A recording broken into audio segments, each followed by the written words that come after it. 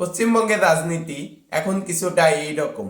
Human করে সাহেব যাতে গুছিনে ধরে গুছিনে ভোট দেবো আমরা হাত ধরলাম আমরা গুছিনে ধরে গুছিনে ভোট দেবো আমরা। শুধু ভোট দেবেন কেন, একটু খাবেন, একটু গায়ে মাখবেন, একটু বাড়ির জন্য নিয়ে যাবেন, আর বাড়ির ছেলে মাধ্যমিক দিতে না দিতেই তাকে গুজরাটে লেবারের কাজে পাঠিয়ে দেবেন। পশ্চিমবঙ্গের মানুষের ভাবনা চিন্তা নেতারা কিছুটা এমন করে ফেলেছে যে তারা এখন সরকারের কাছ থেকে চাকরি, শিল্প, শিক্ষা এটা চায় না।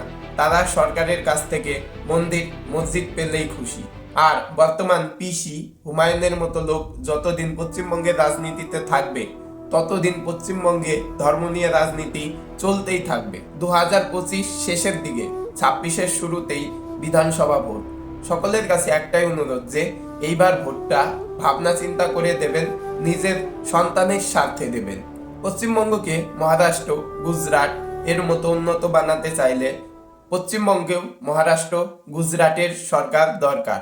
ভিডিওটি ভালো লাগলে চ্যানেলটি সাবস্ক্রাইব করে ভিডিওটিতে একটি লাইক করে দেবেন।